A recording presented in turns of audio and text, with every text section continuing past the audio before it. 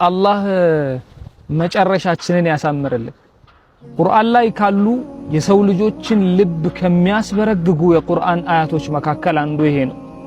ዘዐመ الذين كفروا ألن يبعثوا ይላል አላህ። እነዛ በአላህ የካዱ በአላህ ያስተባበሉ ሰዎች ሙግት ገቡ፣ ተከራከሩ ይላል።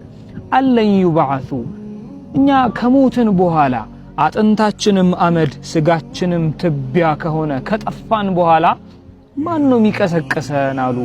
ቁል በላ ወረቢ በላቸው ያ ሙሐመድ አለይሂ ሰላቱ ወሰላም በጌታዬ ይሁንብኝ ለቱብዓቱን ትቀሰቀሳላችሁ አይደለም ትቀሰቀሷታላችሁ ثم لتنبؤن بما عملتم ተቀስቅሳችሁም ዱንያ ላይ በሰራችሁት በእያንዳንዱ ስራ ትነገራላችሁ በላቸው። የውመ ቱብለ ሰራኢር ሚስጥሮች ሁሉ ይፋ በሚወጡበት ቀን በልባችን ደብቀን ያኖርነው በስልካችን ሎክ አርገን ያስቀመጥነው ሁሉም ሚስጥሮች አላህ ዘንድ ይፋ ይወጣሉ።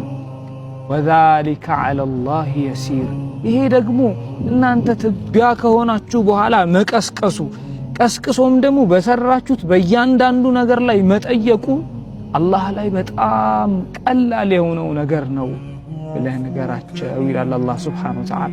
ሚስጥሮች ሁሉ አላህ ዘንድ ይፋ ከመውጣታቸው በፊት ፈቱቡ ኢለላህ ወደ አላህ እንመለስ።